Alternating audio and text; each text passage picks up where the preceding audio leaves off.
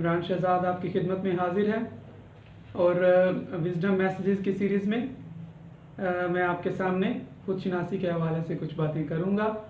आज हम बात करेंगे कि खुदशनासी में हमें अपनी ज़ात की कौन कौन सी अज्जा को समझने की ज़रूरत होगी।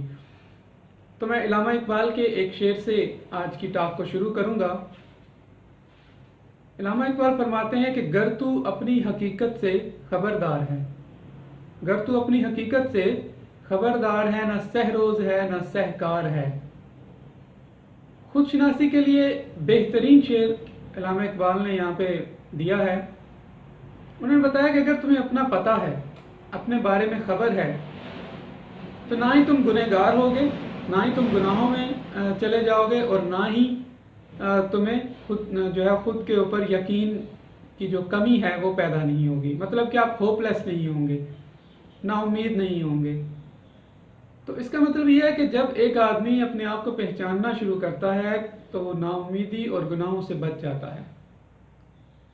इंसान की जो किस्मत है वो उसकी शख्सियत में पलती है और इंसान अपनी किस्मत को साबित कदमी के साथ, मेहनत के साथ, कोशिश के साथ और प्लानिंग के साथ जो है वो परवान चढ़ाता है।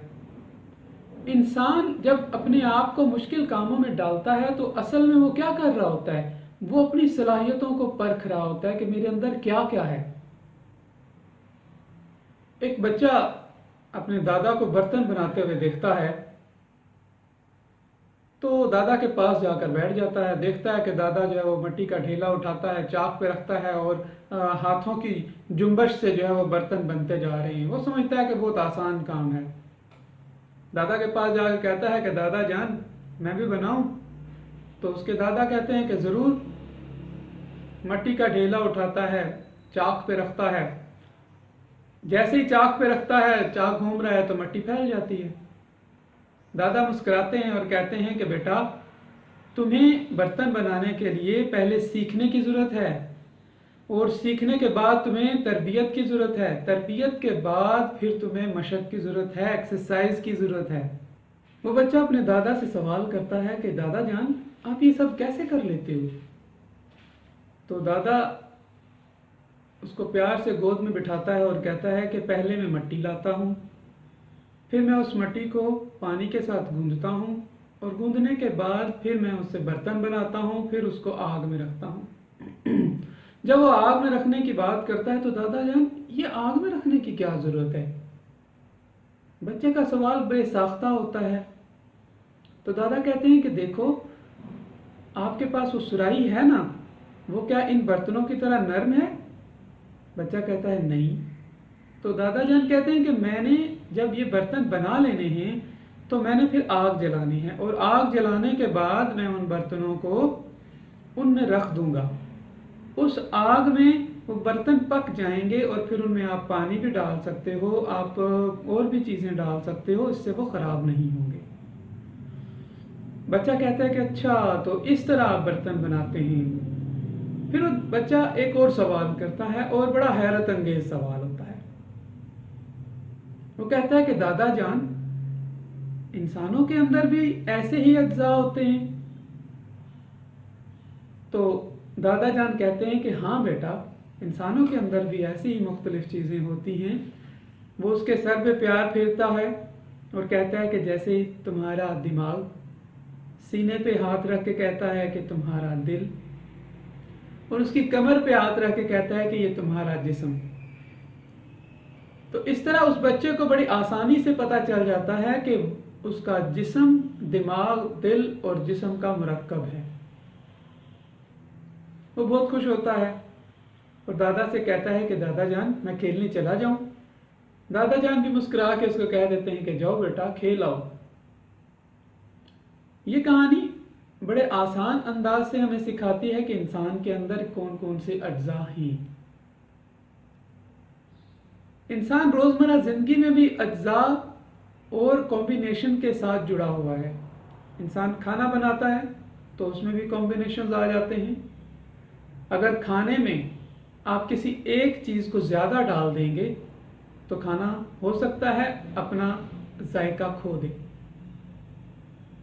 تو بالکل ایسے ہی انسان کے اندر بھی اجزاء ہیں، اور ان اجزاء میں کوئی ایک چیز بہت زیادہ مقدار میں ہو تو وہ بھی انسان کی ذات کے لیے ایک غیر توازن شخصیت پیدا کر دیتی ہے۔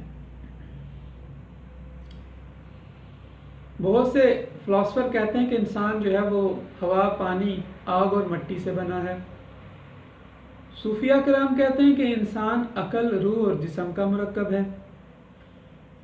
طب کے ماہرین کہتے ہیں کہ انسان گوشت، پوست، ہڈیوں، کیمیکلز اور احساسات کا مرکب ہے۔ نفسیات دان کے نزدیک انسان کے بہت سے اجزاء ہیں۔ ان کے نزدیک ایک انسان دماغ سے سوچتا ہے، آئیڈیاز جنریٹ کرتا ہے، اس کی سوچ کا نظریہ مختلف ہو سکتا ہے، جس کی وجہ سے سوچ منفی اور مثبت ہو سکتی ہے، یہ ویری کرتی ہے انسانوں کے حساب سے۔ پھر اس کے بعد انسان کے احساسات اس طرح پیدا ہوتے ہیں کہ انسان کے جسم اور ہوا سے خمسہ مل کر احساسات پیدا کرتے ہیں۔ انسان کا دماغ اور انسان کے احساسات مل کر ذہانتیں بناتے ہیں، اور اب ریسرچ ہو چکی ہے کہ انسان کے اندر 10 سے 11 ذہانتیں ہیں جو ان کے احساسات سے پیدا ہوتی ہیں۔ انسان کے احساسات، انسان کا دماغ اور انسان کا دل جب کسی بھی معاملے کے لیے، جب کسی واقعے کو رسپانس کرتا ہے، رد عمل ظاہر کرتا ہے، تو وہ اس کے جذبات کو بننے میں مدد دیتے ہیں۔ پھر اس کے بعد انسان کے احساسات اور انسان کے جذبات اور انسان کے ذہنی کاوش جب ہوتی ہے تو وہ انسان کو تجربہ دیتی ہے، انسان کو یقین دیتی ہے اور انسان کو نظریہ دیتی ہے۔ اور انسان کے احساسات اور جذبات کسی چیز کو رسپانس کرتے ہیں، رد عمل ظاہر کرتے ہیں، تو وہ انسان کا رویہ اور عادت بن جاتا ہے۔ یوں انسان کا نظریہ انسان کی عادت اور انسان کا رویہ اس کی شخصیت بناتا ہے۔